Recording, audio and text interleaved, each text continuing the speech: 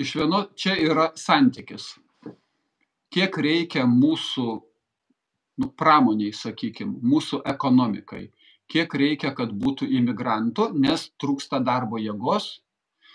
Sekantis punktas tada, kaip tuos emigrantus, ar juos ilgai ar trumpai laikyti, ar leisti jiems ilgai ir visą laiką gyventi Lietuvoje, ar trumpai, tarkime 2-3 metus ir tada privalai išvažiuoti.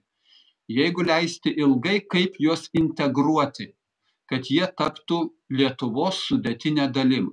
Ne tai, kad taptų, atvažiuoja į Lietuvą, aš nieko blogo neturiu apie prieš kiniečius, bet kadangi kiniečių miestas, Chinatown, ar ne, visur Amerikoje yra, tai kad jie nekurtų savo atskiras valstybės, atskiras teritorijas Lietuvos valstybėje, ar ne? Tai kad jie integruotųsi ir įsijungtų ir kad jie patys jaustųsi Lietuvos piliečiais. Būtent, aš galiu būti kinietis, bet aš jaučiuosi Lietuvos pilietis, čia mano yra šaknis jau dabar.